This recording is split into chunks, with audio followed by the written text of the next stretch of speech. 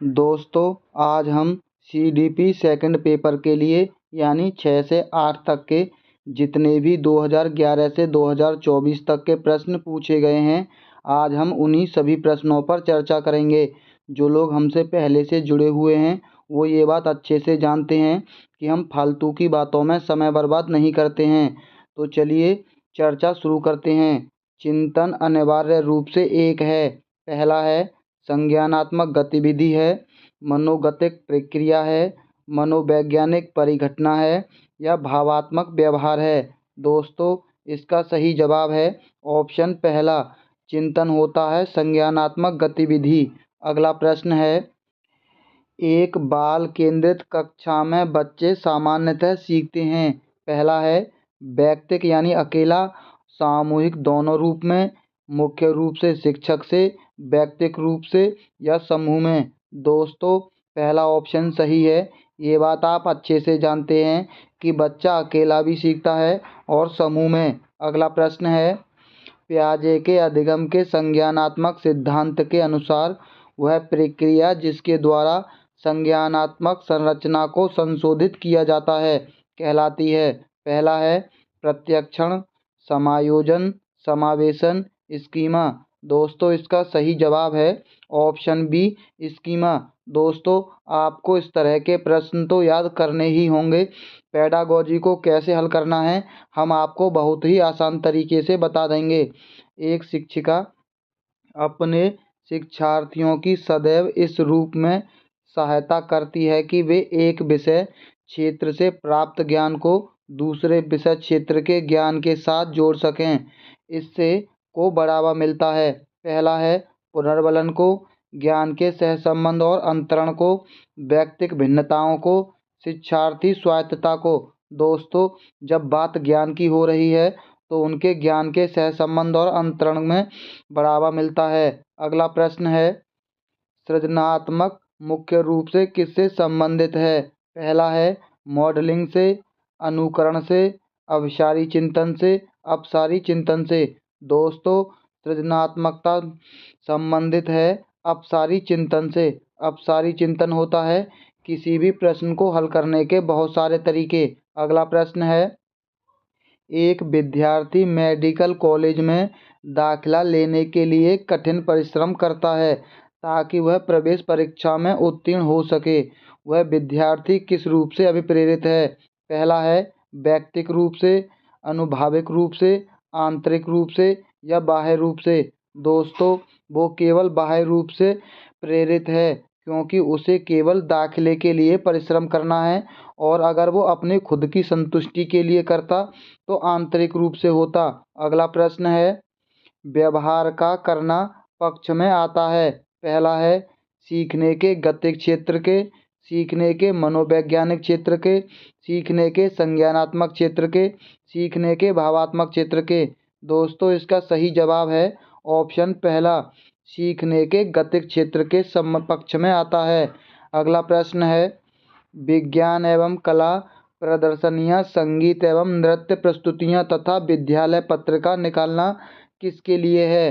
पहला है शिक्षार्थियों को सृजनात्मक मार्ग उपलब्ध कराने, विभिन्न व्यवसायों के लिए विद्यार्थियों को प्रशिक्षित करने, विद्यालय का नाम रोशन करने, अभिभावकों को संतुष्ट करने। दोस्तों, केवल एक ऑप्शन सकारात्मक है क्योंकि यहाँ सृजनात्मक शब्द दे रखा है और सृजनात्मक शब्द हमेशा सकारात्मक में आता है। अगला प्रश्न है, दोस्तों, जैसे जैसे वर्ष आगे बढ़ेंगे वैसे वैसे पेडागोजी के बहुत ही अधिक प्रश्न आने लगेंगे। एक शिक्षिका अपने शिक्षार्थियों के अनेक तरह के सामूहिक गतिविधियों में व्यस्त रखती है, जैसे समूह चर्चा, समूह परियोजनाएं, भूमिका निर्वाह आदि। यह सीखने के किस आयाम को उजागर करता है। पहला है सामाजिक गतिविधि के रूप में अधिगम, मनोरंजन द्वारा अधिगम, भाषा निर्देशित अधिगम, प्रतियोगिता आधारित अधिगम। दोस्तों, मनोरंजन के लिए कोई भी कार्य अगर किया जाएगा तो वो हमेशा नकारात्मक में आएगा, ये बात आप याद रखना। यानी इसका सही जवाब है ऑप्शन पहला, जब बच्चे समूह में सीखते हैं और सामाजिक होता है हमेशा एक दूसरे के साथ जुड़ाव से, और समूह में एक दूसरे से जुड़ते हैं बच्चे। तो जब भी बच्चे एक दूसरे से जुड़ें वो हमेशा सामाजिक गतिविधि के रूप में होगा। अगला प्रश्न है, जब एक शिक्षिका दृष्टिबाधित शिक्षार्थी को कक्षा के अन्य शिक्षार्थियों के साथ सामूहिक गतिविधियों में शामिल करती है तो वह पहला है, कक्षा के लिए सीखने हेतु बाधाएं उत्पन्न करती है। दोस्तों, जब भी बाधाएं शब्द आएगा बच्चों के लिए वो नकारात्मक में प्रयोग होगा। समावेशी शिक्षा की भावना के अनुसार कार्य कर रही है। दोस्तों, समावेशी शिक्षा सबसे सकारात्मक में आती है। सभी शिक्षार्थियों में दृष्टिबाधित शिक्षार्थी के प्रति सहानुभूति विकसित करने में मदद कर रही है। दोस्तों, कभी भी हमें बच्चों के साथ सहानुभूति नहीं रखनी है जो दृष्टिबाधित बच्चे हैं या विकलांग बच्चे हैं। दृष्टिबाधित शिक्षार्थी पर संभवतः तनाव बढ़ा रही है। दोस्तों, तनाव शब्द भी नकारात्मक में आता है। आपके पास 3 ऑप्शन ऐसे हैं जो नकारात्मक हैं और प्रश्न सकारात्मक पूछा गया है, यानी इसका सही जवाब ऑप्शन बी होगा। केवल एक ऑप्शन सकारात्मक है। अगला प्रश्न है, एक शिक्षिका अपने शिक्षण में दृश्य श्रव्य सामग्रियों और शारीरिक गतिविधियों का प्रयोग करती है क्योंकि पहला है, वे शिक्षक को आराम देते हैं। दूसरा है, वे प्रभावी आकलन को सुगम बनाते हैं। तीसरा है, वे शिक्षार्थियों को वैविध्य उपलब्ध कराते हैं। चौथा है, इनमें अधिकतम इंद्रियों का उपयोग सीखने को संवर्धित करता है। दोस्तों, सबसे अधिक इंद्रियों का अगर बच्चे प्रयोग करते हैं तो वो सबसे सही ऑप्शन माना जाता है और श्रव्य दृश्य में सबसे अधिक इंद्रियों का प्रयोग होता है। अगला प्रश्न है, कोहलबर्ग के अनुसार सही और गलत के प्रश्न के बारे में निर्णय लेने में शामिल चिंतन प्रक्रिया को कहा जाता है। पहला है, सहयोग की नैतिकता, नैतिक तर्कण, नैतिक यथार्थवाद, नैतिक दुविधा। दोस्तों, इसका सही जवाब है ऑप्शन सी, इसे नैतिक यथार्थवाद कहा जाता है। अगला प्रश्न है, एक विद्यार्थी अपने समकक्ष व्यक्तियों के समूह के प्रति आक्रामक व्यवहार करता है और विद्यालय के मानदंडों को नहीं मानता। इस विद्यार्थी को किसमें सहायता की आवश्यकता होती है? पहला है, भावनात्मक क्षेत्र में, उच्च स्तरीय चिंतन कौशल में, संज्ञानात्मक क्षेत्र में, मनोगत्यात्मक क्षेत्र में। दोस्तों, इसका सही जवाब है ऑप्शन पहला, भावनात्मक क्षेत्र में। व्यवहार हमेशा भाव पर डिपेंड होता है। अगला प्रश्न है, शिक्षकों को यह सलाह दी जाती है कि वे अपने शिक्षार्थियों को सामूहिक गतिविधियों में शामिल करें क्योंकि सीखने को सुगम बनाने के अतिरिक्त ये किसमें सहायक होते हैं? पहला है, दुश्चिंता में, समाजीकरण में, मूल्य द्वंद्व में या आक्रामकता में। दोस्तों, हमने पहले भी बताया था सामूहिक गतिविधियां यानी समाजीकरण। अगला प्रश्न है, समावेशी शिक्षा उस विद्यालय शिक्षा व्यवस्था की ओर संकेत करती है। समावेशी का मतलब होता है दोस्तों सभी को एक साथ समान शिक्षा। विशेष आवश्यकता वाले बच्चों को विशिष्ट विद्यालयों के माध्यम से शिक्षा देने को प्रोत्साहित करती है। दोस्तों, प्रोत्साहित शब्द सकारात्मक होता है लेकिन यहाँ केवल एक ही तरह के बच्चों की बात की जा रही है और जो भी ऑप्शन में केवल का भाव आए वो ऑप्शन हमेशा नकारात्मक में प्रयोग होगा। ये देख लीजिए, यहाँ केवल शब्द दे रखा है। इस ऑप्शन को आपको पढ़ने की बिल्कुल ज़रूरत नहीं है। जिस भी ऑप्शन में आपको केवल शब्द दिखाई दे वो ऑप्शन हमेशा नकारात्मक में प्रयोग होगा। ये बात आप ध्यान में रख लीजिए, जो सभी निरयोग्य बच्चों को शामिल करती है। दोस्तों, यहाँ भी केवल एक ही तरह के बच्चों की बात की जा रही है, यानी ये भी नकारात्मक ऑप्शन है। मात्र एक ऑप्शन सकारात्मक बचा जो उनकी शारीरिक, बौद्धिक, सामाजिक, भाषिक या अन्य विभिन्न योग्यता स्थितियों को ध्यान में रखे बगैर बच्चों को शामिल करती है, यानी सभी बच्चों को एक समान शिक्षा। अगला प्रश्न है, निम्नलिखित में से कौन सा मुख्य रूप से आनुवांशिकता संबंधी कारक है? पहला है, आँखों का रंग, सामाजिक गतिविधियों में भागीदारिता, समकक्ष व्यक्तियों के समूह के प्रति अभिवृत्ति, चिंतन पैटर्न। दोस्तों, केवल आँखों का रंग ही आनुवांशिकता पर निर्भर करता है। अगला प्रश्न है, सीमा हर पाठ को बहुत जल्दी से सीख लेती है जबकि लीना उसे सीखने में ज़्यादा समय लेती है। यह विकास के किस सिद्धांत को दर्शाता है? दोस्तों, दोनों का अलग अलग सीखने की गति है, यानी व्यक्तिक भिन्नता है दोनों के अंदर। और इसका सही जवाब ऑप्शन ए ही है, व्यक्तिक भिन्नता को दर्शाती है, अंतः संबंध को नहीं दर्शाती। अगर संबंध को दर्शाती तो दोनों का विकास एक जैसा होता, निरंतरता यानी विकास लगातार हो रहा होता, सामान्य से विशिष्ट की ओर, यानी बच्चे का विकास आराम से सामान्य की तरह होता, एक जैसा। अगला प्रश्न है, निम्नलिखित में से किसके अतिरिक्त सभी वातावरणीय कारक विकास को आकार देते हैं? पहला है पौष्टिकता की गुणवत्ता, संस्कृति, शिक्षा की गुणवत्ता, शारीरिक गठन। दोस्तों, इसका सही जवाब है ऑप्शन डी, शारीरिक गठन के अतिरिक्त सभी वातावरणीय विकास को प्रोत्साहन देते हैं। बच्चे का शरीर का गठन कैसा भी हो, उसके आधार पर उसका वातावरणीय कारक विकास का सहायक नहीं हो सकता। बाकी ये तीनों चीज़ें बच्चों के विकास के लिए सहायक होती हैं। अगला प्रश्न है, श्रवण हास से ग्रसित बच्चे कक्षा में किस सबसे मुख्य कुंठा का सामना करते हैं? पहला है दूसरों के साथ संप्रेषण करने तथा सूचनाओं को बांटने में। दोस्तों, दूसरा है दूसरे विद्यार्थियों के साथ परीक्षा देने में अक्षमता, प्रस्तावित पाठ्य पुस्तक को पढ़ने की अक्षमता, खेल कूद में भागीदारिता निभाने में अक्षमता। दोस्तों, इसका डी ऑप्शन इससे मैच खाता है। और एक बात और याद रखना, जब भी आपको किसी में परीक्षा शब्द दिखाई दे, यानी अगर कोई भी चीज़ बच्चे परीक्षा के लिए कर रहे हैं या बच्चों की परीक्षा ली जा रही है, तो वो नकारात्मक में प्रयोग होता है। अगला प्रश्न देख लेते हैं, एक अच्छी पाठ्य पुस्तक से किससे बचाती है? पहला है लैंगिक समानता, सामाजिक उत्तरदायित्व, लैंगिक पूर्वाग्रह, लैंगिक संवेदनशीलता। दोस्तों, अच्छी पाठ्य पुस्तक लैंगिक पूर्वाग्रह से बचाती है। अगला प्रश्न है, पियाजे के अनुसार संज्ञानात्मक विकास के किस चरण पर बच्चा वस्तु स्थायित्व को प्रदर्शित करता है? पहला है मूर्त संक्रियात्मक चरण में, औपचारिक संक्रियात्मक चरण में, संवेदी प्रेरक चरण में, पूर्व संक्रियात्मक चरण में। दोस्तों, इसका सही जवाब है ऑप्शन सी, संवेदी प्रेरक चरण में। ये होती है 0 से 2 वर्ष तक। अगला प्रश्न है, दोस्तों, आपने अभी तक 2011 के प्रश्न देखे हैं, अब 2012 के भी प्रश्न देख लेते हैं।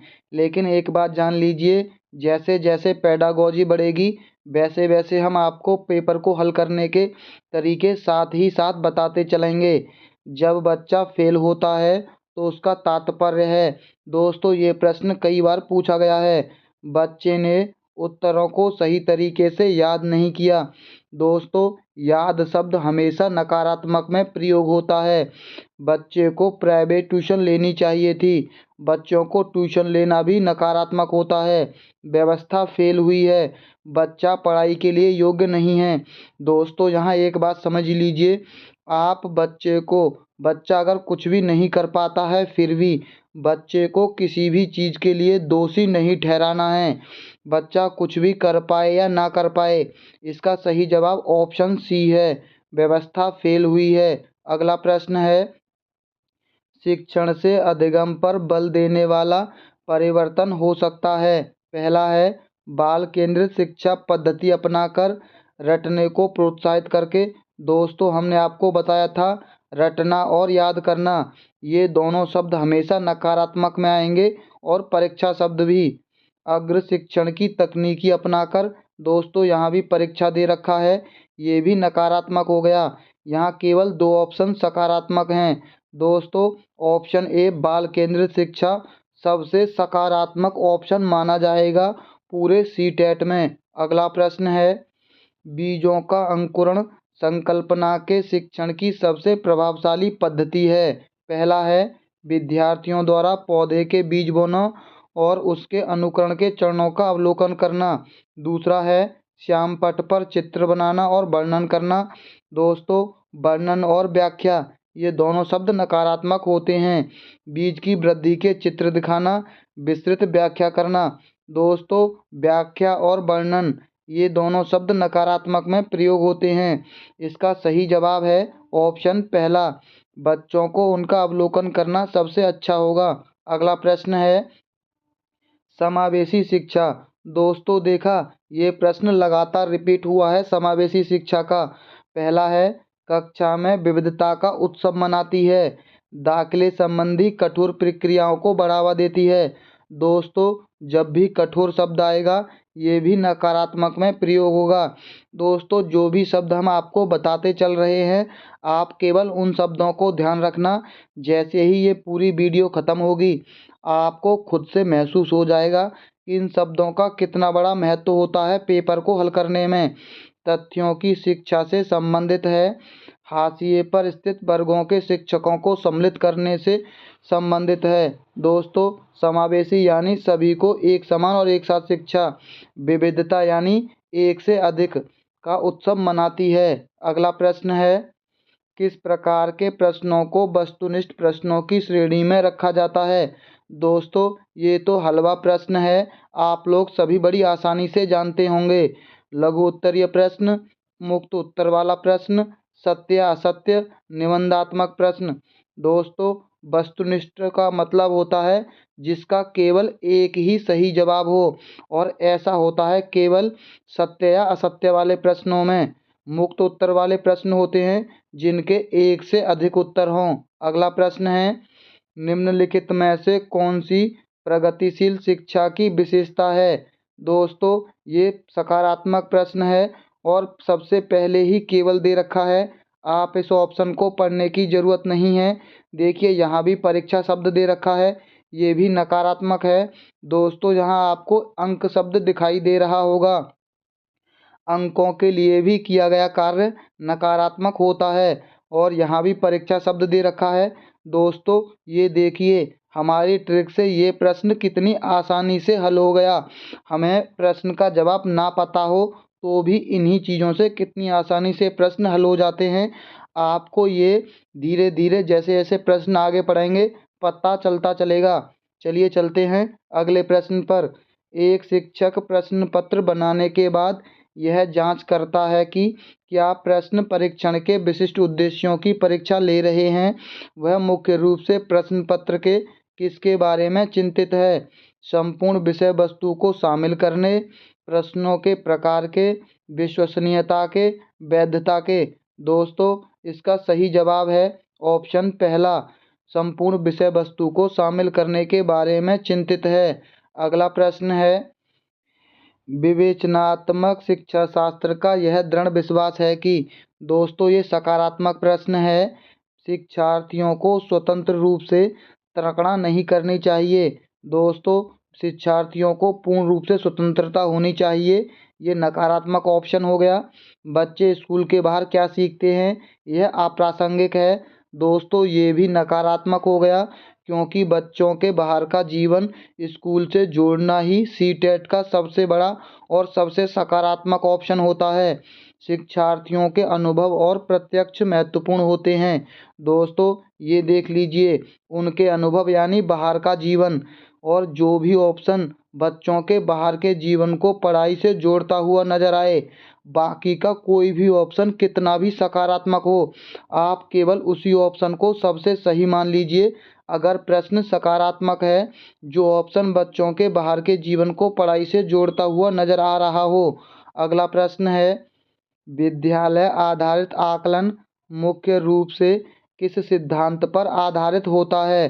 पहला है बाह्य परीक्षकों की अपेक्षा शिक्षक अपने शिक्षार्थियों की क्षमताओं को बेहतर जानते हैं। ये बिल्कुल सही कथन है दोस्तों, और भी चेक कर लेते हैं। किसी भी कीमत पर विद्यार्थियों को अच्छे ग्रेड मिलने चाहिए। दोस्तों, हमने आपको बताया था ग्रेड और अंक ये दोनों चीज़ें नकारात्मक में आएंगी। अब तक जो भी शब्द आपको मिले हैं यहाँ देख लीजिए, परीक्षा दे रखा है यानी ये भी नकारात्मक में। दो चीज़ें दोस्तों आपको नकारात्मक ऑप्शन मिल गए। आकलन बहुत किफ़ायती होना चाहिए। दोस्तों वैसे किफ़ायती शब्द भी नकारात्मक में आता है, लेकिन अगर आप दोनों ऑप्शनों को सकारात्मक ही मान लेते हैं तो भी आप पहले ऑप्शन को ज़्यादा सकारात्मक समझ में आ रहा है। अगला प्रश्न है, शिक्षार्थी व्यक्तिक भिन्नता प्रदर्शित करते हैं अतः शिक्षकों को। दोस्तों सकारात्मक प्रश्न, सीखने के विविध अनुभवों को उपलब्ध कराना चाहिए। दोस्तों ये बिल्कुल सही है, सकारात्मक ऑप्शन है। कठोर अनुशासन, दोस्तों यहाँ कठोर शब्द दिखाई दिया और अनुशासन भी। कठोर हम पहले जान चुके हैं कि नकारात्मक है, और यहाँ एक और शब्द जान लीजिए अनुशासन, ये भी शब्द नकारात्मक में प्रयोग होता है। और यहाँ आपको परीक्षा शब्द दिखाई दिया, यानी ये भी नकारात्मक हो गया। और अधिगम की एक समान गति पर बल देता है। दोस्तों ये बात आप जान लीजिए कि अधिगम कभी ज़्यादा होता है कभी कम होता है, एक समान गति से अधिगम कभी नहीं होता है। बच्चा कभी ज़्यादा सीखता है कभी कम सीखता है, यानी इसका सही जवाब ऑप्शन ए बचा एकमात्र। बाकी के तीनों ऑप्शन आपको नकारात्मक दिखाई दिए। अगला प्रश्न है, निम्नलिखित में से कौन सा विकास का सिद्धांत है। पहला है, सभी की विकास दर समान नहीं होती है। दूसरा है, विकास हमेशा रेखीय होता है, यह निरंतर चलने वाली प्रक्रिया नहीं है। विकास की सभी प्रक्रियाएं अंतर संबंधित नहीं हैं। दोस्तों केवल एक ऑप्शन सही है, विकास की दर समान नहीं होती है। ये बात आप सभी लोग जानते हैं। और यहाँ दो शब्द और जान लीजिए, क्योंकि अब 2024 में कथन और कारण बढ़ाकर प्रश्न पूछता है। ये 2012 का है, इसीलिए यहाँ केवल एक ऑप्शन वाले प्रश्न हैं। निरंतर चलने वाली प्रक्रिया है विकास, और विकास की सभी प्रक्रियाएं अंतः संबंधित होती हैं। अगला प्रश्न है, मानव विकास को क्षेत्रों में विभाजित किया जाता है जो हैं। दोस्तों इसका सही जवाब है ऑप्शन तीसरा, मनोवैज्ञानिक है, संज्ञानात्मक है, संवेगात्मक है और सामाजिक है। अगला प्रश्न है, एक शिक्षिका पाठ्य पुस्तक और फल सब्जियों के कुछ चित्रों का प्रयोग करती है और अपने विद्यार्थियों से चर्चा करती है। विद्यार्थी इस जानकारी को अपने पूर्व ज्ञान से जोड़ते हैं और पोषण की संकल्पना को सीखते हैं। यह उपागम किस पर आधारित है। अधिगम के शास्त्रीय अनुबंधन पर, पुनर्वलन के सिद्धांत पर, अधिगम के सक्रिय अनुबंधन पर, या ज्ञान के निर्माण पर। दोस्तों हमने आपको पहले भी ये प्रश्न 2011 में बता चुके हैं कि बच्चों का पूर्व ज्ञान यानी ज्ञान का निर्माण। अगला प्रश्न है, दोस्तों यहाँ एक चीज़ और जान लीजिए, सक्रिय शब्द सकारात्मक में प्रयोग होता है, लेकिन यहाँ ऑप्शन डी सही है क्योंकि पूर्व ज्ञान की बात कर रहा है। अगला प्रश्न है, जब बच्चे की दादी उसे उसकी माँ की गोद से लेती है तो बच्चा रोने लगता है। बच्चा किसके कारण रोता है। पहला है, सामाजिक दुश्चिंता के कारण, संवेगात्मक दुश्चिंता के कारण, अजनबी दुश्चिंता के कारण, वियोग दुश्चिंता के कारण। दोस्तों जब बच्चा छोटा होता है 0 से 2 वर्ष का, तो वो हमेशा संवेगात्मक दृष्टि से कार्य करता है। अगला प्रश्न है, शिक्षा के संदर्भ में समाजीकरण से तात्पर्य है। पहला है, अपने सामाजिक मानदंड बनाना, समाज में बड़ों का सम्मान करना, सामाजिक वातावरण में अनुकूलन और समायोजन करना, सामाजिक मानदंडों का सदैव अनुपालन करना। दोस्तों ऑप्शन सी सबसे सकारात्मक है। अगला प्रश्न है, राज्य स्तर की एक एकल गायन प्रतियोगिता के लिए विद्यार्थियों को तैयार करते समय एक विद्यालय लड़कियों को वरीयता देता है, यह दर्शाता है। दोस्तों जब भी आपको लड़का और लड़की में कोई चीज़ फर्क डालती हुई नजर आए, वहाँ लैंगिक पूर्वाग्रह या रूढ़िबद्धता शब्द होगा। ये दोनों शब्दों में से कोई भी एक शब्द हो, आप उसे सही लगा दीजिए आंसर। अगला प्रश्न है, वाइगोत्स्की बच्चों के सीखने में निम्नलिखित में से किस कारक की महत्वपूर्ण भूमिका पर बल देते हैं। दोस्तों हम पहले पेपर पढ़ाए हैं आपको, जो प्राथमिक स्तर के हैं, हमने उसमें आपको एक चीज़ बताई थी कि जब भी आपको वाइगोत्स्की शब्द दिखाई दे तो आपको ऑप्शनों में चाहे ऑप्शन बड़ा हो या छोटा केवल एक शब्द ढूंढना है, सामाजिक। समाज शब्द जिस भी ऑप्शन में आपको दिखाई दे वो वाइगोत्स्की से संबंधित होगा। अगला प्रश्न है, एक शिक्षिका अपने शिक्षार्थियों की विभिन्न अधिगम शैलियों को संतुष्ट करने के लिए वैविध्यपूर्ण कार्यों का उपयोग करती है। वह किससे प्रभावित है? पहला है कोहलबर्ग के नैतिक विकास के सिद्धांत से, गार्डन के बहुबुद्धि सिद्धांत से, वाइगोत्स्की के सामाजिक सांस्कृतिक सिद्धांत से, पियाजे के संज्ञानात्मक के सिद्धांत से। दोस्तों इसका सही जवाब है ऑप्शन दूसरा, गार्डनर के बहुबुद्धि सिद्धांत से संबंधित है या उससे प्रभावित है। दोस्तों यहाँ एक से अधिक चीज़ों की बात कर रहा है और बहुबुद्धि में भी एक से अधिक बुद्धियों की बात की जाती है। अगला प्रश्न है, एक शिक्षिका अपने आप में कभी भी प्रश्नों के उत्तर नहीं देती। वह अपने विद्यार्थियों को उत्तर देने के लिए समूह चर्चाएं और संयोगात्मक अधिगम का अपनाने के लिए प्रोत्साहित करती है। यह उपागम किस सिद्धांत पर आधारित है?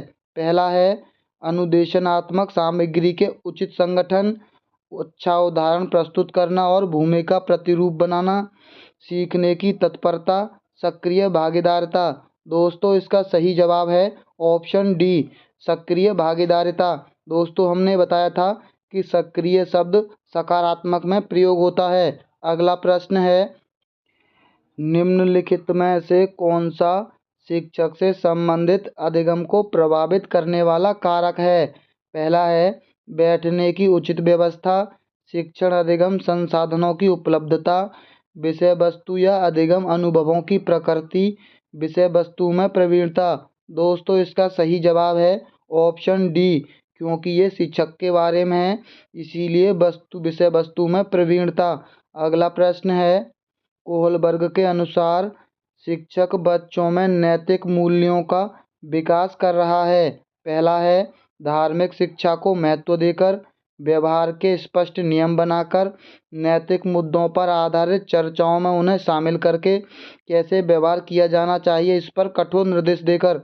दोस्तों डी ऑप्शन तो गलत है, ये आप जानते हैं क्योंकि कठोर हमेशा नकारात्मक होता है और आप ये बात भी जानते हैं कि कोहलबर्ग का नैतिक विकास का सिद्धांत है तो नैतिक मुद्दों की बात करना कोहलबर्ग का काम होगा।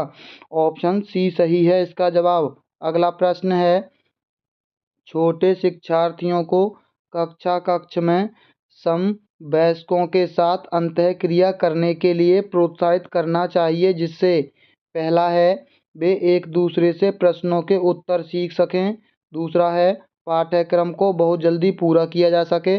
दोस्तों पाठ्यक्रम को पूरा करने की बात जो भी ऑप्शन करेगा वो हमेशा नकारात्मक में प्रयोग होगा। वे पढ़ने के दौरान सामाजिक कौशल सीख सकें, शिक्षक कक्षा कक्ष को बेहतर तरीके से नियंत्रित कर सके। दोस्तों कक्षा कक्ष को नियंत्रित करना मतलब अनुशासन, यानी दो ऑप्शन ऐसे हैं जो आपको नकारात्मक मिले और सी ऑप्शन सबसे सकारात्मक है। जब भी कौशलों की बात करे कोई ऑप्शन वो ऑप्शन हमेशा सकारात्मक में प्रयोग होगा। अगला प्रश्न है, जब एक निरयोग्य बच्चा पहली बार विद्यालय आता है तो शिक्षक को क्या करना चाहिए? पहला ऑप्शन है बच्चों को निरयोग्यता के अनुसार उसे विशेष विद्यालय में भेजने का प्रस्ताव देना चाहिए। दोस्तों अगर आपके पास कोई बच्चा आता है किसी भी तरह का, आप उसे किसी और विद्यालय में भेजने की बात करेंगे तो वो हमेशा नकारात्मक में प्रयोग होगा, उसे अन्य विद्यार्थियों से अलग रखना चाहिए। दोस्तों एक बात यहाँ समझ लीजिए, बच्चों का किसी भी आधार पर अलग नहीं करना है, वो हमेशा नकारात्मक में प्रयोग होगा अगर आप बच्चों को अलग करते हैं यानी बच्चों का विभाजन करते हैं। तीसरा है सहकारी योजना विकसित करने के लिए बच्चों को माता पिता के साथ चर्चा करनी चाहिए। दोस्तों चर्चा शब्द सकारात्मक में प्रयोग होता है। चौथा यहाँ शब्द देख लीजिए परीक्षा, अब इस ऑप्शन को पढ़ने की ज़रूरत तो रही नहीं, केवल ऑप्शन सी सही है इसका सही जवाब। अगला प्रश्न है, पियाजे के संज्ञानात्मक विकास के चरणों के अनुसार इंद्रियगामक यानी संवेदी प्रेरक अवस्था किसके साथ संबंधित है? पहला है अनुकरण, स्मृति और मानसिक निरूपणता, तार्किक रूप से समस्या समाधान की योग्यता, विकल्पों के निर्वाचन और विश्लेषण करने की योग्यता, सामाजिक मुद्दों से सरोकार। दोस्तों, संवेदी प्रेरक मतलब 0 से 2 वर्ष की अवस्था। अब आप खुद ही देख लीजिए कि क्या बच्चा 2 वर्ष का तार्किक रूप से सोच सकता है? बिल्कुल भी नहीं सोच सकता। क्या बच्चा विश्लेषण कर सकता है? बिल्कुल भी विश्लेषण नहीं करता है। सामाजिक मुद्दों के बारे में तो 2 वर्ष का बच्चा कुछ भी नहीं जानता। केवल बच्चा अनुकरण, स्मृति और मानसिक निरूपता सीखता है। अगला प्रश्न है, मानव व्यक्तित्व परिणाम है। पहला है पालन पोषण और शिक्षा का, आनुवांशिकता और वातावरण के बीच अंतःक्रिया का। दोस्तों, यहाँ 2 ऑप्शनों में आपको केवल शब्द दिखाई दिया, यानी ये दोनों नकारात्मक हो गए। अब आपके पास केवल 2 ऑप्शन बचे। इसका सही जवाब ऑप्शन बी है, आनुवांशिकता और वातावरण की अंतःक्रिया का परिणाम होता है। अगला प्रश्न है, शिक्षण अधिगम प्रक्रिया में व्यक्तिगत रूप से ध्यान देना महत्वपूर्ण है क्योंकि। पहला है, शिक्षार्थी हमेशा समूह में ही बेहतर सीखते हैं। शिक्षक प्रशिक्षण कार्यक्रमों में ऐसा ही बताया गया है। इससे प्रत्येक शिक्षार्थी को अनुशासित। दोस्तों, अनुशासन यानी नकारात्मक शब्द।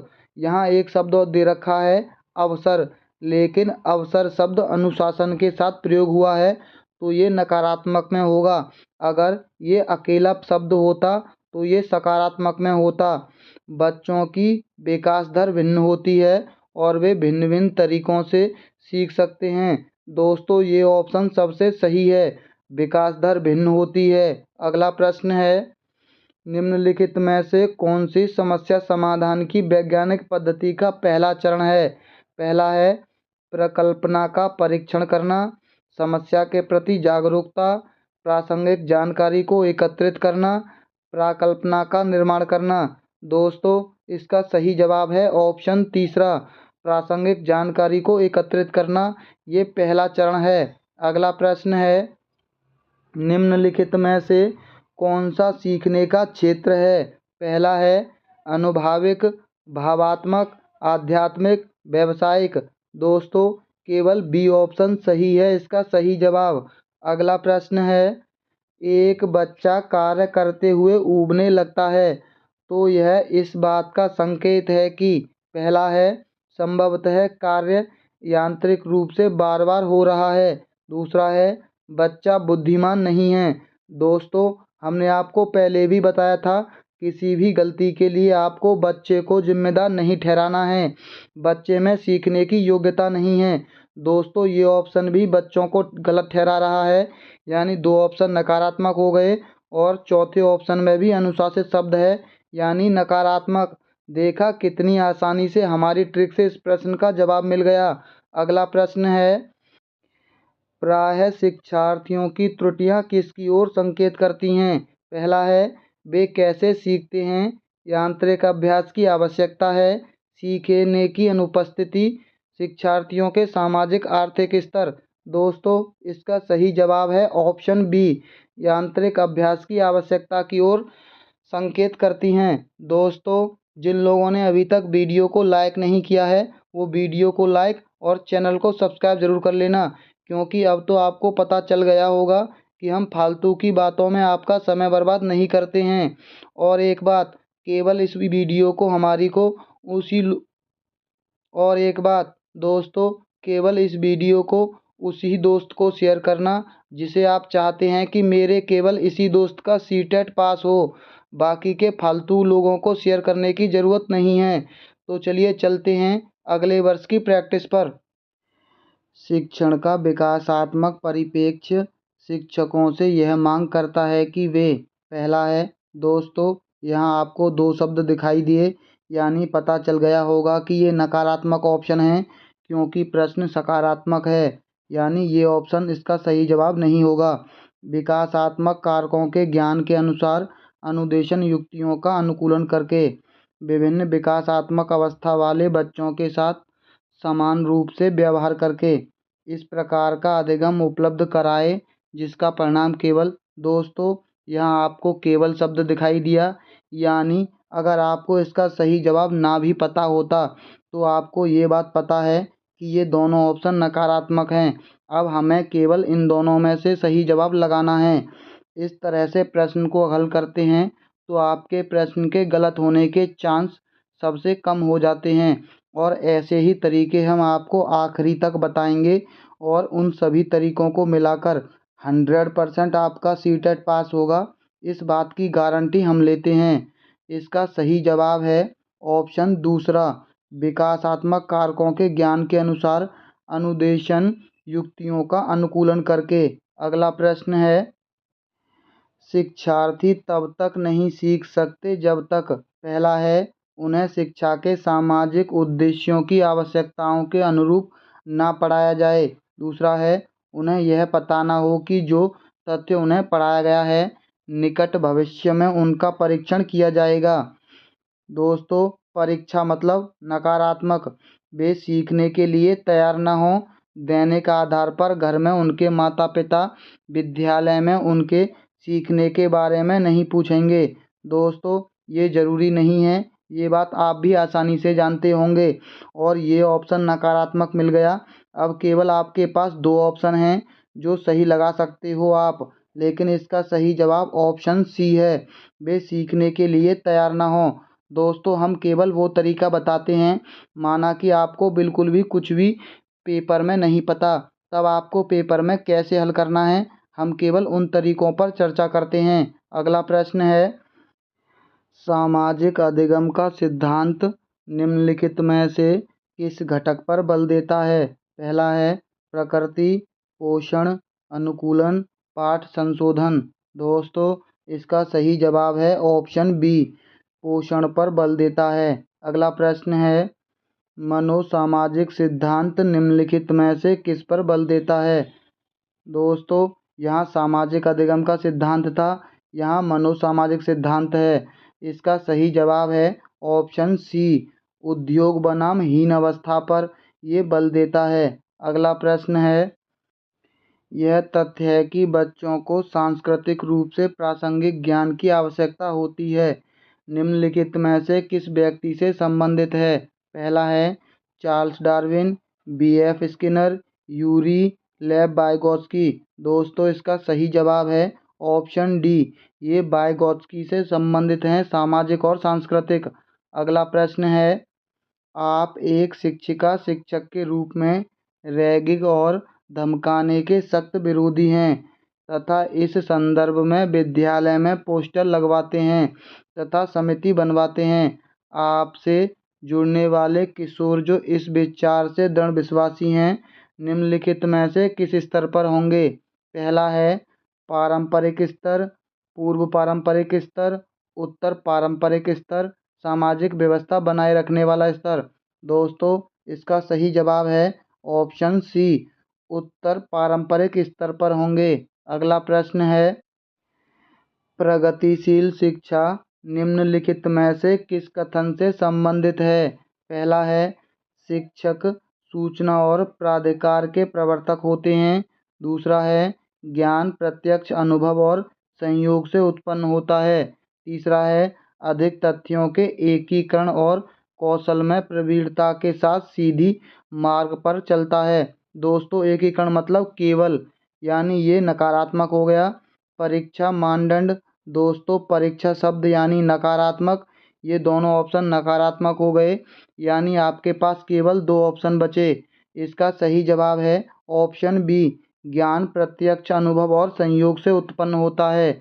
अगला प्रश्न है, बहुबुद्धि के सिद्धांत के संदर्भ में एयरफोर्स पायलट बनने के लिए निम्नलिखित में से कौन सी बुद्धि की आवश्यकता है? दोस्तों, इस प्रश्न को याद रखने का सबसे आसान तरीका है एयरफोर्स पायलट। पायलट मतलब तेज गति से जहाज को चलाने वाला, यानी तेज गति से गतिक बुद्धि की आवश्यकता होती है। अगला प्रश्न है, बुद्धि की स्पीयरमैन परिभाषा में जी कारक है। पहला है अनुवांशिक बुद्धि, उत्पादक बुद्धि, सामान्य बुद्धि, वैश्विक बुद्धि। दोस्तों, इसका सही जवाब है ऑप्शन सी, जी का मतलब होता है सामान्य बुद्धि। अगला प्रश्न है, छिपी हुई वस्तु ढूंढ निकालना इस बात का संकेत है कि शिशु निम्नलिखित में से किस संज्ञानात्मक कार्य में दक्षता प्राप्त करने लगा है। पहला है साभिप्राय व्यवहार, वस्तु स्थायित्व, समस्या समाधान, प्रयोग करना। दोस्तों, अगर हम अपना कॉमन सेंस भी यूज करें तो इस प्रश्न का जवाब सही लगा सकते हैं, क्योंकि यहाँ वस्तु की बात कर रहा है प्रश्न और ऑप्शन में वस्तु स्थायित्व दे रखा है। अगला प्रश्न है, निम्नलिखित में से कौन सा समाज में लिंग समानता का मानदंड हो सकता है। दोस्तों, यहाँ समानता की बात है। पहला है विद्यालय में पुरुष और महिला शिक्षकों की संख्या की तुलना। दोस्तों, यहाँ हम समानता की बात कर रहे हैं और दोनों के बीच तुलना कभी भी समानता में नहीं आती है। दूसरा है कक्षा 12 में लड़कों और लड़कियों द्वारा समान संख्या में प्राप्त विशिष्ट योग्यता। तीसरा है कक्षा 12 तक पहुँचने वाले लड़कों तथा लड़कियों की संख्या की तुलना। दोस्तों, यहाँ भी तुलना कर रहा है, यानी दो ऑप्शन तो ऐसे ही कट गए। चौथा है क्या छात्राओं को विद्यालय से बाहर आयोजित प्रतियोगिताओं में भाग लेने की अनुमति दी जाती है। दोस्तों, इसका सही जवाब है ऑप्शन डी, जहां छात्राओं को विद्यालय के बाहर आयोजित प्रतियोगिताओं में भाग लेने की अनुमति दी जाती है, वो मानदंड सही होता है लिंग समानता के लिए। अगला प्रश्न है, व्यक्तिक अंतरों का ज्ञान शिक्षकों की मदद किसमें करता है। पहला है पिछड़े शिक्षार्थियों के साथ कठोर। दोस्तों, यहाँ कठोर शब्द दिखाई दिया, यानी नकारात्मक ऑप्शन। दूसरा है व्यक्तिक अंतरों को शिक्षार्थियों की असफलता की स्वीकृति एवं उत्तरदायी ठहराने में। दोस्तों, हमने आपको पहले भी बताया था कि बच्चों को किसी भी चीज़ के लिए उत्तरदायी नहीं ठहराना है, यानी ये भी नकारात्मक हो गया।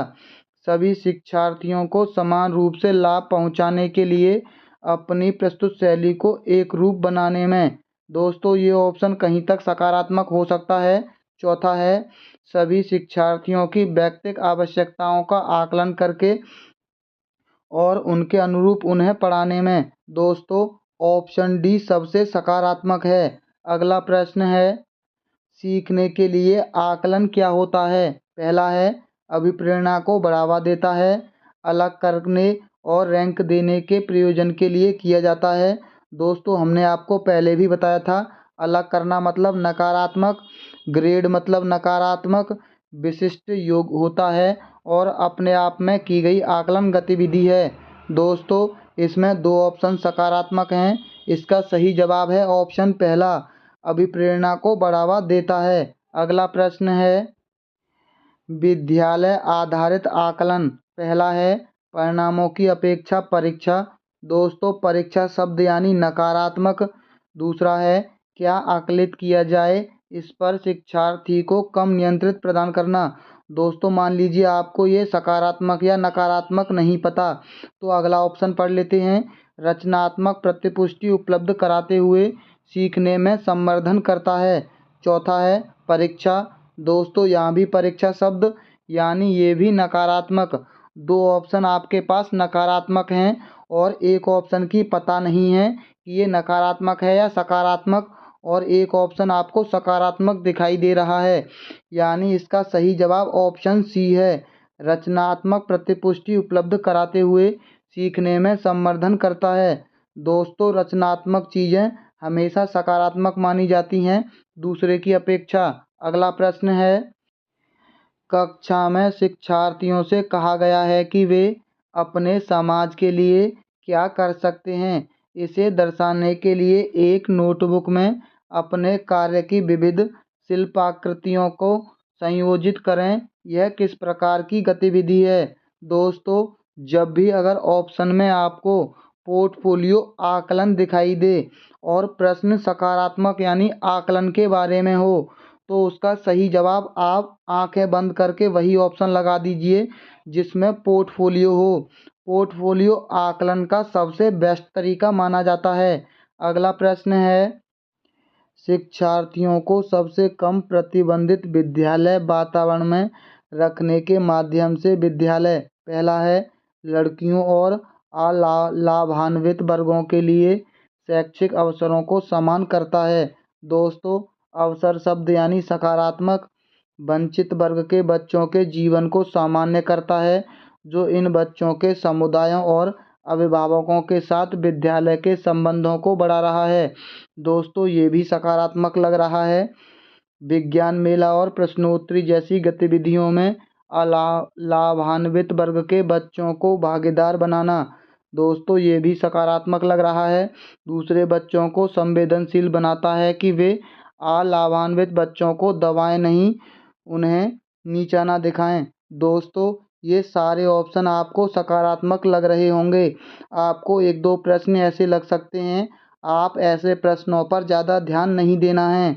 इसका सही जवाब है ऑप्शन डी, दूसरे बच्चों को संवेदनशील बनाना कि वे अलाभान्वित बच्चों को दबाएं नहीं।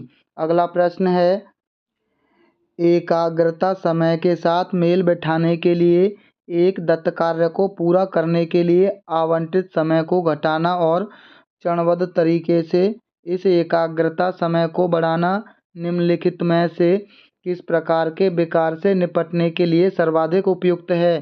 पहला है अशांतकारी व्यवहार संबंधी विकार, डिस्फेक्सिया, संवेदी एकीकरण विकार, एकाग्रता ह्रास अतिक्रियाशील विकार। दोस्तों इसका सही जवाब है ऑप्शन डी, एकाग्रता ह्रास अतिक्रियाशील विकास। अगला प्रश्न है, निम्नलिखित में से कौन सा उपागम अशांतकारी व्यवहार संबंधी विकार वाले बच्चों के साथ व्यवहार करने के लिए बच्चे को उसके आसपास के लोगों और सामाजिक संस्थाओं के साथ अंतःक्रिया करने का सुझाव देता है? पहला है मनोगत्यात्मक, पर्यावरणीय, जीव वैज्ञानिक, व्यवहारवादी। दोस्तों अगर यहाँ खाली व्यवहार की बात होती तो इसका सही जवाब ऑप्शन डी होता, व्यवहारवादी। लेकिन यहाँ आसपास के लोगों और सामाजिक संस्थाओं की बात कर रहा है, यानी इसका सही जवाब होगा ऑप्शन बी, आसपास के वातावरण से क्या बनता है, पर्यावरण। और इसका सही जवाब है ऑप्शन बी। अगला प्रश्न है, रेणुजुली प्रतिभाशाली की अपनी परिभाषा के लिए जाने जाते हैं। पहला है चार पंक्तिय, चार स्तरीय, त्रिवृत्तीय, त्रिमुखी। दोस्तों इसका सही जवाब है ऑप्शन सी, त्रिवृत्तीय परिभाषा के लिए जाने जाते हैं रेणुजुली। अगला प्रश्न है, प्रतिभाशाली शिक्षार्थी के लिए पहला है अभिक्षमता को कौशल के रूप में समझना सही है, प्रगति के निरीक्षण करने की आवश्यकता नहीं है, शिक्षक को अनुकूलन करना चाहिए जिससे शिक्षार्थियों में बदलाव आता है, शिक्षक को पहल करनी चाहिए और समस्या समाधान में मुख्य भूमिका निभानी चाहिए। दोस्तों इसका सही जवाब है ऑप्शन सी, प्रतिभाशाली शिक्षार्थी के लिए शिक्षक को अनुकूलन करना चाहिए जिससे शिक्षार्थी में बदलाव आता है। अगला प्रश्न है, अधिगम निर्योग्यता वाले बच्चों की प्रगति का निरीक्षण करने के लिए निम्नलिखित में से कौन सी पद्धति सबसे उपयुक्त है? पहला है व्यक्तिगत अध्ययन, घटनावृत्त अभिलेख, व्यवहार रेटिंग स्केल, संरचित व्यवहार परक अवलोकन। दोस्तों इसका सही जवाब है ऑप्शन डी। अगला प्रश्न है, अधिगम निर्योग्यता वाले शिक्षार्थियों द्वारा एक पूर्ण और उत्पादक जीवन जीने के अवसरों को बढ़ाने का सबसे सही तरीका है। दोस्तों निर्योग्यता वाले बच्चों से हर वर्ष एक न एक प्रश्न जरूर पूछा गया है। पहला है इस तरह के शिक्षार्थियों की कमजोरियों पर ध्यान केंद्रित करना। दूसरा है इस तरह के शिक्षार्थियों से उच्च अपेक्षाओं को बनाए रखना। तीसरा है विविध कौशलों और युक्तियों का शिक्षण करना जिसे सभी संदर्भों में लागू किया जा सकता है। चौथा है इन बच्चों को अपने लक्ष्यों का निर्धारण करने के लिए प्रोत्साहित। दोस्तों इसका सही जवाब है ऑप्शन तीसरा, विविध कौशलों और युक्तियों का शिक्षण करना जिसे सभी संदर्भों में लागू किया जा सकता है। दोस्तों प्रोत्साहित शब्द सकारात्मक है, लेकिन खाली लक्ष्यों के लिए प्रयोग करना ये सही नहीं है। विविध कौशल शब्द यहाँ ज़्यादा सकारात्मक है ऑप्शन डी की अपेक्षा। अगला प्रश्न है, वाइगोत्स्की के सामाजिक सांस्कृतिक सिद्धांत के अनुसार पहला है सांस्कृतिक और भाषा में महत्वपूर्ण भूमिका निभाते हैं। दोस्तों हमने आपको पहले भी बताया है, जिस भी ऑप्शन में सांस्कृतिक और सामाजिक दोनों में से कोई एक शब्द हो तो ये सही जवाब होगा वाइगोत्स्की से संबंधित। अगला प्रश्न है, व्याख्या, अनुमान और नियंत्रण प्राकल्पना किसके लक्ष्य हैं? पहला है पारंपरिक तर्कणा के, निगमनात्मक तर्कणा के, आगमनात्मक तर्कणा के, वैज्ञानिक पद्धति के। दोस्तों इसका सही जवाब है ऑप्शन डी, ये सभी वैज्ञानिक पद्धति के लक्ष्य हैं। अगला प्रश्न है, कक्षा 7 का विद्यार्थी गणित में त्रुटियां करता है, एक शिक्षक के रूप में आप पहला है शिक्षार्थी को सही उत्तर उपलब्ध कराएंगे, दूसरा है शिक्षार्थी को कैलकुलेटर का प्रयोग करने की अनुमति देंगे। दोस्तों ये तो आप जानते हैं कि ऐसा नहीं करेंगे, बी कथन गलत है। शिक्षार्थी से कहेंगे कि वह विकल्पात्मक पद्धति का प्रयोग करे अथवा स्वयं त्रुटि का पता लगाने के लिए उसे दोबारा करे। चौथा है शिक्षार्थी को दिखाएंगे कि त्रुटि कहाँ थी और शिक्षार्थी को उसे दोबारा करने के लिए कहेंगे। दोस्तों इसका सही जवाब है ऑप्शन सी, शिक्षार्थी से कहेंगे कि वह विकल्पात्मक पद्धति का प्रयोग करे अथवा स्वयं त्रुटि का पता लगाने के लिए उसे दोबारा करे। अगला प्रश्न है, संवेगात्मक बुद्धि बहुबुद्धि सिद्धांत के किस क्षेत्र के साथ संबंधित हो सकती है? पहला है अंतरावैयक्तिक और अंतःवैयक्तिक बुद्धि, प्राकृतिक बुद्धि, चाक्षुष स्थानिक बुद्धि, अस्तित्वपरक बुद्धि। दोस्तों इसका सही जवाब है ऑप्शन पहला, अंतरावैयक्तिक और अंतःवैयक्तिक बुद्धि। अगला प्रश्न है, संवेग के मनोविज्ञान में निम्नलिखित में से किस तथ्य पर सबसे कम ध्यान दिया गया है? दोस्तों सबसे कम ध्यान देने का मतलब है नकारात्मक प्रश्न। संवेग विषयनिष्ठ यानी व्यक्तिपरक भावना है और वह अलग अलग व्यक्तियों में अलग अलग होती है। दोस्तों ये सकारात्मक ऑप्शन है। संवेग ना केवल, दोस्तों हमने आपको बताया था कि केवल नकारात्मक शब्द है और प्रश्न भी नकारात्मक है, तो इसका सही जवाब आपको ऑप्शन बी मिल गया। अगला प्रश्न है, राजेश गणित की समस्या को हल करने के लिए पूरी तरह से संघर्ष कर रहा है, उसका आंतरिक बल जो उसे उस समस्या को पूरी करने से हल करने के लिए विवश करता है किसके रूप में जाना जाता है? पहला है प्रेरक, व्यक्ति विशेषक, संवेग, प्रत्यक्षण। दोस्तों इसका सही जवाब है ऑप्शन पहला, वो प्रेरित है किसी चीज़ से यानी उसके अंदर प्रेरणा है, प्रेरक है वो। अगला प्रश्न है, अभिप्रेरणा चक्र के संदर्भ में निम्नलिखित में से कौन सा सही क्रम है? दोस्तों इसका सही जवाब है ऑप्शन डी, आवश्यकता, प्रबल प्रेरणा, उत्तेजना, लक्ष्य उन्मुखी व्यवहार, उपलब्धि, उत्तेजना में कमी। अगला प्रश्न है, बेंडूरा के सामाजिक अवलोकन पर आधारित अधिगम सिद्धांत में निम्नलिखित में से कौन सी प्रक्रिया होती है? पहला है स्वचिंतन, प्रतिधारणा, पुनरावृत्ति, सार को दोहराना। दोस्तों हमने आपको पहले भी बताया है कि पुनरावृत्ति ये शब्द नकारात्मक में प्रयोग होते हैं, लेकिन यहाँ किसी के नाम की बात हो रही है, फिर भी यहाँ ये शब्द नकारात्मक समझ लेंगे तो भी कोई बात नहीं, क्योंकि इसका सही जवाब ऑप्शन बी है, प्रतिधारणा। अगला प्रश्न है, निम्नलिखित कथनों में से कौन सा वाइगोत्स्की के द्वारा प्रस्तावित विकार तथा अधिगम के बीच संबंध का सर्वश्रेष्ठ रूप से सार प्रस्तुत करता है? पहला है विकास अधिगम के स्वाधीन है, दूसरा है विकास प्रक्रिया अधिगम प्रक्रिया से पीछे रह जाती है, विकास अधिगम का समानार्थक है, विकास एवं अधिगम समांतर प्रक्रियाएं हैं।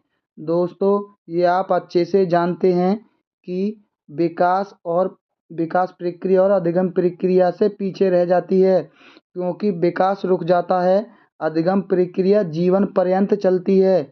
अगला प्रश्न है, कोहलबर्ग के सिद्धांत की एक प्रमुख आलोचना क्या है?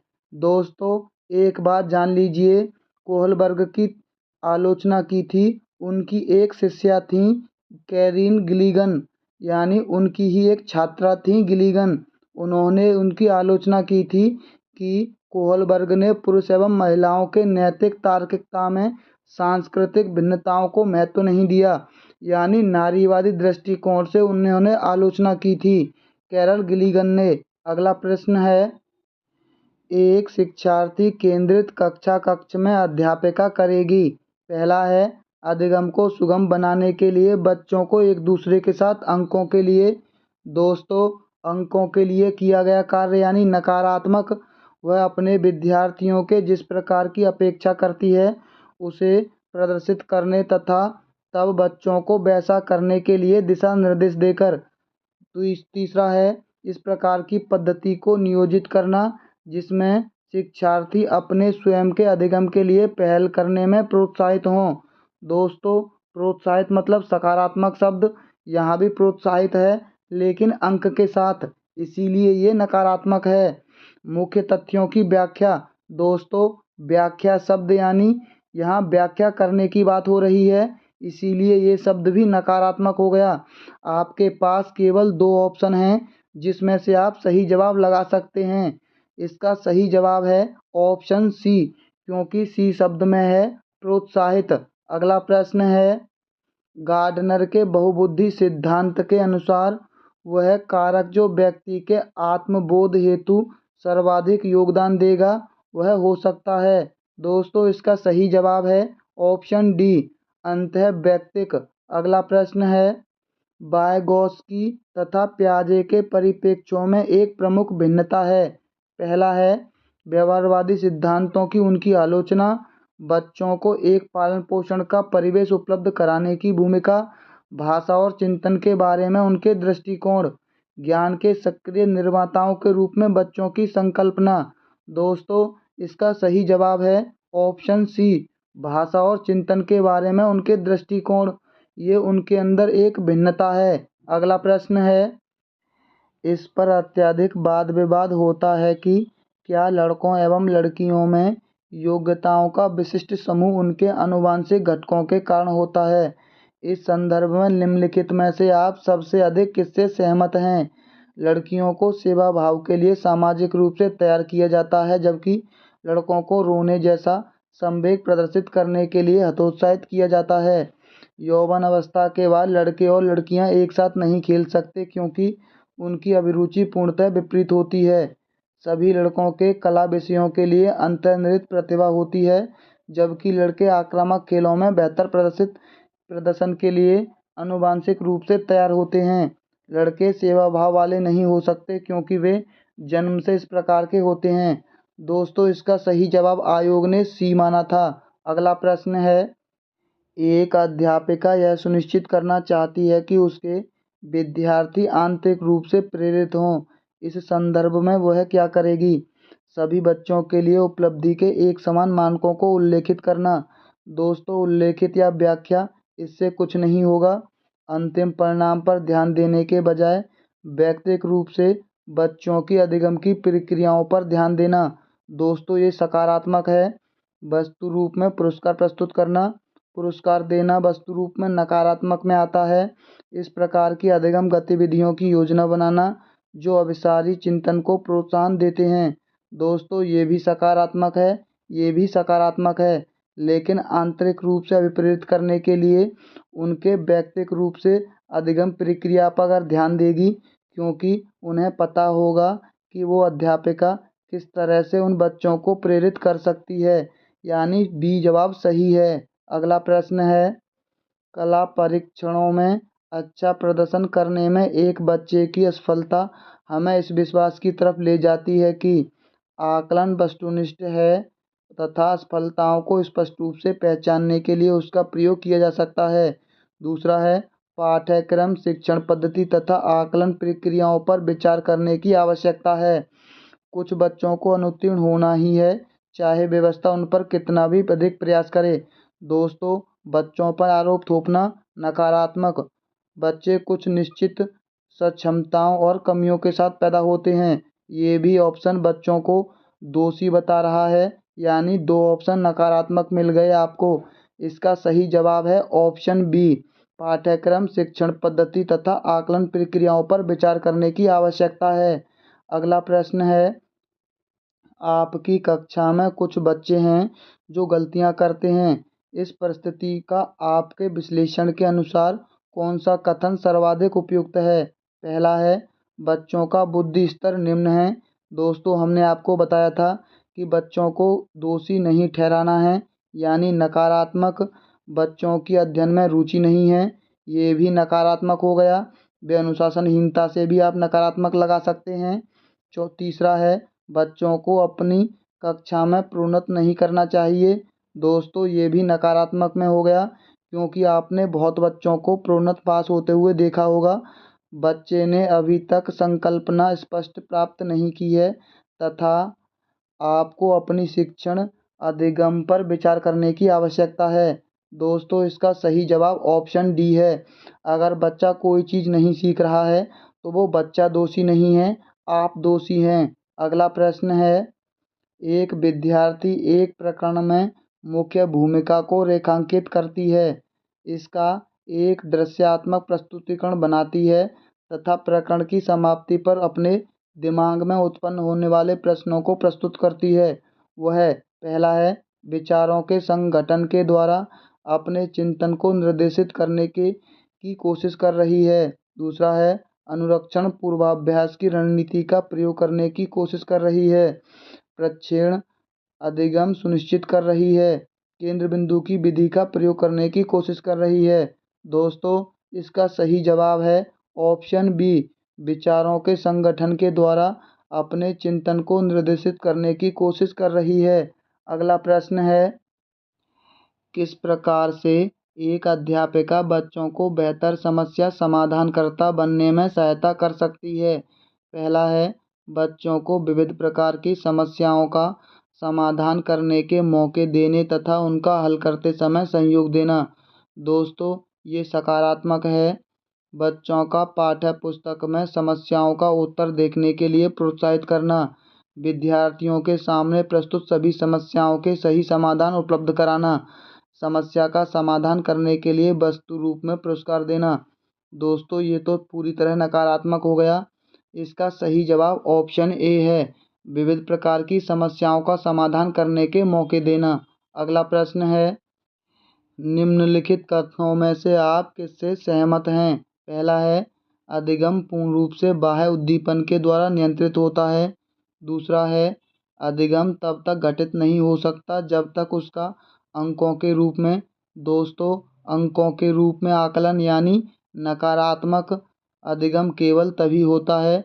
दोस्तों, केवल शब्द यानी नकारात्मक। दो ऑप्शन आपको नकारात्मक दिख गए। अधिगम एक सामाजिक सांस्कृतिक परिप्रेक्ष्य में घटित होता है। दोस्तों, इसका सही जवाब है ऑप्शन डी, अधिगम एक सामाजिक सांस्कृतिक परिवेश में घटित होता है। ये कथन बिल्कुल सही है। अगला प्रश्न है, इनमें से कौन सा बाल विकास का एक सिद्धांत है?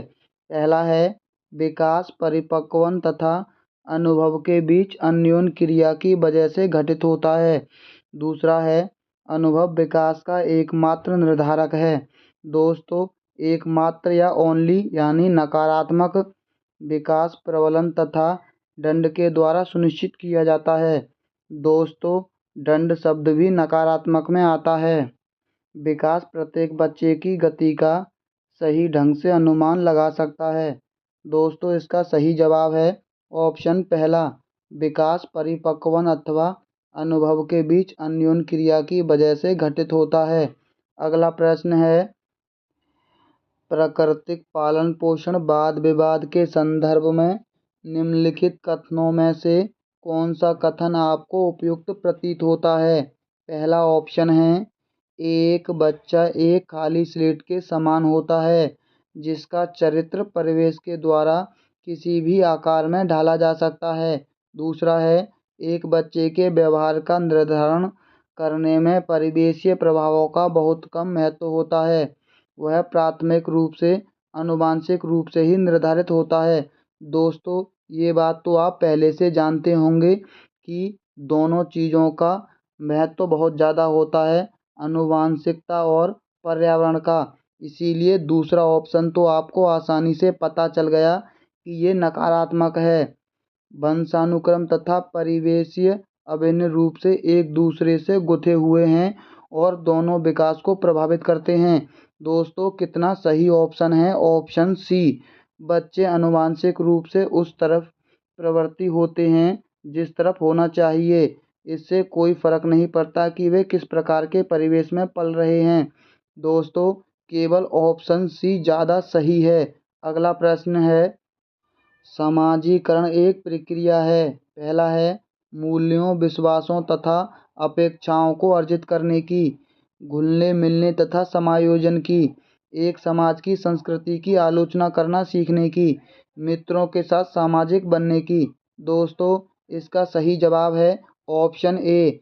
समाज में मूल्यों, विश्वासों और अपेक्षाओं को अर्जित करने की सबसे अच्छी है सामाजिक प्रक्रिया। अगला प्रश्न है, पियाजे अनुमोदन करते हैं पूर्व संक्रियात्मक बच्चे याद रखने में असमर्थ होते हैं। निम्नलिखित कारकों में से किसको उन्होंने इस असमर्थता के लिए जिम्मेदार ठहराया है। पहला है परिकल्पित निगमनात्मक तार्किकता की अयोग्यता, व्यक्तिगत कल्पित कथा, विचार की अनुक्रमणीयता यानी पलट न सके। चौथा है उच्च स्तर की अमूर्त तार्किकता की कमी। दोस्तों इसका सही जवाब है ऑप्शन सी, विचार की अनुक्रमणीयता को जिम्मेदार ठहराया है। अगला प्रश्न है, पियाजे के सिद्धांत के अनुसार बच्चे निम्न में से किसके द्वारा सीख सकते हैं। पहला है सही प्रकार से ध्यान लगाकर जानकारी को याद करना। दोस्तों याद करने का मतलब हमने बताया था नकारात्मक शब्द, समाज के आर्थिक योग्य सदस्यों के द्वारा उपलब्ध कराए गए सहारे के आधार पर। तीसरा है अनुकूलन की प्रक्रिया। चौथा है उपयुक्त पुरस्कार दिए जाने पर। दोस्तों पुरस्कार शब्द यानी नकारात्मक, दो ऑप्शन आपको नकारात्मक दिखाई दिए। अब आपके पास केवल दो ऑप्शन बचे और हमने आपको बताया था जब भी ऑप्शन में समाज या सांस्कृतिक शब्द हो तो वो किससे संबंधित होता है। आप ये बात हमें कमेंट बॉक्स में बताना। इसका सही जवाब ऑप्शन सी बचा एकमात्र, क्योंकि प्याजे से ये चीज़ संबंधित नहीं है। इसका सही जवाब है ऑप्शन सी। अगला प्रश्न है, वाइगोत्स्की के अनुसार समीपस्थ विकास का क्षेत्र है। पहला है अध्यापिका के द्वारा दिए गए सहयोग की सीमा निर्धारित करना। दूसरा है बच्चे के द्वारा स्वतंत्र रूप से किए जा सकने वाले तथा सहायता के साथ करने वाले कार्य के बीच अंतर। तीसरा है बच्चे को अपना सामर्थ्य प्राप्त करने के लिए उपलब्ध कराए गए सहयोग की मात्रा एवं प्रकृति। चौथा है बच्ची अपने आप क्या कर सकती है, इसका आकलन नहीं किया जा सकता। दोस्तों इसका सही जवाब है ऑप्शन बी। वाइगोत्स्की के अनुसार समीपस्थ विकास का क्षेत्र कहता है कि बच्चे के द्वारा स्वतंत्र रूप से किए जा सकने वाले तथा सहायता के साथ करने वाले कार्यों के बीच जो अंतर होता है। अगला प्रश्न है, एक बहुसांस्कृतिक कक्षा कक्ष में एक अध्यापिका सुनिश्चित करेगी कि आकलन में निम्नलिखित में से सम्मिलित हो। पहला है अपने आकलन उपकरण की विश्वसनीयता तथा वैधता, अधिगम के न्यूनतम स्तरों के लिए अनुपालन करते हुए विद्यालय प्रशासन की अपेक्षाओं को पूरा, आकलन उपकरण के मानकीकरण, अपने विद्यार्थियों को सामाजिक सांस्कृतिक पृष्ठभूमि।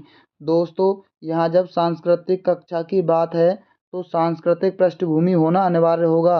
इसका सही जवाब है ऑप्शन डी। अगला प्रश्न है, एक उच्च प्राथमिक विद्यालय के संरचनात्मक कक्षा कक्ष में अपने स्वयं के आकलन में विद्यार्थियों की भूमिका में निम्नलिखित में से क्या देखा जाएगा।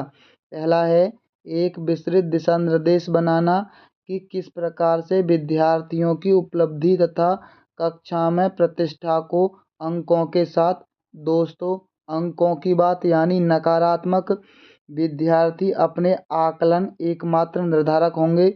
एकमात्र ओनली का मतलब ओनली केवल एकमात्र, ये तीनों शब्द एक हैं यानी नकारात्मक, विद्यार्थी अध्यापक के साथ आकलन के लिए योजना बनाएंगे।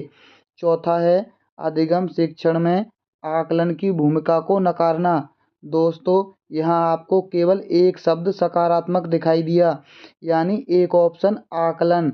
विद्यार्थी अध्यापक के साथ आकलन के लिए योजना बनाएंगे। केवल एक ऑप्शन सकारात्मक है, बाकी 3 ऑप्शन आपको आसानी से नकारात्मक पता चल गए होंगे। अगला प्रश्न है, समावेशी शिक्षा के पीछे मूल आधार यह है कि पहला है, समाज में विभिन्नता और विद्यालयों को इस विभिन्नता के प्रति संवेदनशील होने के लिए समावेशी होने की आवश्यकता है। दोस्तों, ये पूरी तरह सकारात्मक है। हमें विशेष आवश्यकता वाले बच्चों के ऊपर दया करने की आवश्यकता है। दोस्तों, दया शब्द बच्चों के ऊपर सहानुभूति, ये दोनों एक ही हैं, यानी नकारात्मक। विशेष आवश्यकता वाले बच्चों के लिए अलग विद्यालय। दोस्तों, हमने आपको पहले भी बताया था कि इनको अलग करने की बात करना यानी नकारात्मक होगा। प्रत्येक बच्चे के निष्पादन के लिए मानक एक समान और मानकीकृत तरीके होने चाहिए। दोस्तों, ये बिल्कुल सकारात्मक है। आपके पास 2 ऑप्शन सकारात्मक हैं, यानी इसका सही जवाब ऑप्शन पहला होगा, क्योंकि इससे ज़्यादा सकारात्मक ऑप्शन पहला है, क्योंकि यहाँ उसका मूल आधार पूछा है। और मूल आधार बच्चों को एक समान शिक्षा देना नहीं, बल्कि समाज में विभिन्नता और विद्यालयों को इस भिन्नता से प्रति संवेदनशील होने के लिए समावेशी होने की आवश्यकता है। ये कथन पूरी तरह सही है। अगला प्रश्न है, निम्नलिखित में से कौन सा तरीका अध्यापिका के द्वारा एक सृजनात्मक बच्चों की पहचान करने के लिए सर्वाधिक उपयुक्त होगा? पहला है, यह अवलोकन करना कि बच्चे समूह कार्यों में साथियों के साथ किस प्रकार से प्रतिक्रिया करती है। दूसरा है, मानकीकृत वृद्धि परीक्षणों को देना, वस्तुनिष्ठ प्रकार के परीक्षणों को देना, बच्चों को विस्तृत रूप से अवलोकन करना, विशेष रूप से उस समय जब वह समस्याओं को हल करती है। दोस्तों, ये वाला ऑप्शन इसमें समाहित है, यानी इसका सही जवाब ऑप्शन डी है। अगला प्रश्न है, एक अध्यापिका समाज के वंचित वर्गों से आए बच्चों की आवश्यकताओं के प्रति प्रभावशाली तरीके से प्रतिक्रिया निम्नलिखित द्वारा कर सकती है। पहला है, अन्य बच्चों को वंचित वर्ग से आए बच्चों के साथ सहयोग करने के लिए कहना तथा विद्यालय के तरीकों को सीखने में उनकी सहायता करने के लिए कहना। दोस्तों, ये कथन सकारात्मक हो सकता है। दूसरा है, विद्यालय व्यवस्था तथा स्वयं के उन तौर तरीकों के बारे में विचार करना जिनसे पक्षपात एवं रूढ़िबद्धताएं छलकती हैं। दोस्तों, ये ज़्यादा सकारात्मक है पहले ऑप्शन की अपेक्षा। उनके प्रताड़ित होने के अवसरों को कम करने के लिए यह सुनिश्चित करना कि बच्चे आपस में अन्योन्य क्रिया करने का मौका ना पाएं। दोस्तों, ये कथन नकारात्मक होगा, क्योंकि यहाँ दोनों बच्चों को अलग करने की बात हो रही है। वंचित वर्ग से आए बच्चों को विद्यालय के नियमों एवं अपेक्षाओं के प्रति संवेदनशील बनाना ताकि उनका अनुपालन कर सकें। दोस्तों, नियमों का अनुपालन यानी नकारात्मक। दोस्तों, आपके पास केवल 2 ऑप्शन हैं जो सकारात्मक हैं, और इन दोनों ऑप्शनों में बी ऑप्शन ज़्यादा सकारात्मक है। अगला प्रश्न है, अनुसंधान से पता चला कि विद्यालयों में अनेक स्तरों पर विभेदीकरण पाया जाता है। उच्च प्राथमिक स्तर पर इनमें से कौन सा विभेदीकरण का एक उदाहरण नहीं है? दोस्तों, नकारात्मक प्रश्न है, और पहले ही ऑप्शन में आपको 2 शब्द नकारात्मक दिखाई दे रहे होंगे, तो आपको और ऑप्शन पढ़ने की ज़रूरत नहीं है, क्योंकि पहला ही ऑप्शन आपको नकारात्मक मिल गया। अगर आप इस तरह से पेपर को हल करेंगे तो इन तीनों ऑप्शनों का पढ़ने का जो समय बचा, उससे आप पेपर को आसानी से हल कर पाएंगे पूरे पेपर में, क्योंकि आपको इससे बहुत सारा समय बचेगा, प्रश्नों को अधिक से अधिक पढ़ सकेंगे। अगला प्रश्न है, इनमें से कौन सी अधिगम अशक्तता वाले बच्चों की एक विशेषता है? पहला है, 50 से नीचे की बुद्धि लब्धि, अन्य बच्चों को धमकाना तथा आक्रामक कार्यों में लगे रहना, एक ही प्रकार की गत्यात्मक क्रिया को बार बार दोहराना, धारा प्रवाह रूप से पढ़ने तथा शब्दों पर पलटकर जाने में कठिनाई। दोस्तों, इसका सही जवाब है ऑप्शन डी, धारा प्रवाह रूप से पढ़ने तथा शब्दों को पर पलटकर जाने की कठिनाई अधिगम अशक्तता वाले बच्चों की है। दोस्तों, 50 से कम होता है निम्न बुद्धि लब्धि यानी निम्न बुद्धि स्तर, और यहाँ अशक्तता की बात हो रही है, ना कि बुद्धि स्तर की। अगला प्रश्न है, निम्नलिखित में से कौन सा कथन सबसे बेहतर ढंग से वर्णित करता है कि कक्षा में बच्चों को प्रश्न पूछने के लिए क्यों प्रोत्साहित करना चाहिए? पहला है, प्रश्न बच्चों की जिज्ञासा को बढ़ाते हैं। दूसरा है, प्रश्न अन्योन्य क्रिया के द्वारा अधिगम को आगे बढ़ाते हैं तथा संकल्पना स्पष्ट की दिशा में बढ़ते हैं। दोस्तों, बी ऑप्शन ज़्यादा सकारात्मक है। बच्चे को अपनी भाषा कौशलों के अभ्यास की आवश्यकता होती है। जिन चीज़ों के बारे में बच्चे नहीं जानते हैं उनके बारे में विचार करवाना उन्हें यह महसूस करवाया जा सकता है कि उनमें बुद्धि की कमी है। दोस्तों, केवल बी ऑप्शन ज़्यादा सकारात्मक है, बाकी अन्य की अपेक्षा। यहाँ अन्योन्य क्रियाएं हो रही हैं संकल्पना के साथ। अगला प्रश्न है, निम्नलिखित में से कौन सी आकलन पद्धति विद्यार्थियों की सर्वोत्तम क्षमता को पोषित करेगी? पहला है, जब विद्यार्थियों को बहुविकल्पीय प्रश्नों के माध्यम से किए गए परीक्षणों के रूप में तथ्यों को दोहराने की आवश्यकता। दोस्तों, दोहराने का मतलब नकारात्मक शब्द। जब संकल्पनात्मक परिवर्तन तथा विद्यार्थियों के वैकल्पिक समाधानों को आकलन की विभिन्न विधियों के द्वारा अंकलित किया जाता है। जब कक्षा में विद्यार्थियों के द्वारा प्राप्त किए गए अंक। दोस्तों, अंक यानी नकारात्मक शब्द, और यहाँ भी अंक है, परीक्षा है। दो शब्द इसमें भी नकारात्मक हैं। एकमात्र शब्द भी नकारात्मक है अगर अंक से पता ना चले। यानी ये तीनों ऑप्शन नकारात्मक शब्द से कितनी आसानी से कट गए। देखा, हमारी ट्रिक से आपको कितनी आसानी से प्रश्न का सही जवाब मिल गया, वो भी कम समय में। चलिए चलते हैं अगली प्रैक्टिस पर। एक बच्चे को सहारा देने की मात्रा एवं प्रकार में परिवर्तन इस बात पर निर्भर करता है। पहला है, अध्यापिका की मनोदशा, कार्य के लिए प्रस्तावित पुरस्कार। पुरस्कार शब्द दोस्तों यानी नकारात्मक। बच्चे के निष्पादन का स्तर, बच्चे की नैसर्गिक योग्यताएं। दोस्तों, उसके स्तर के अनुसार ही कार्य करना है, यानी सी ऑप्शन सही है। अगला प्रश्न है,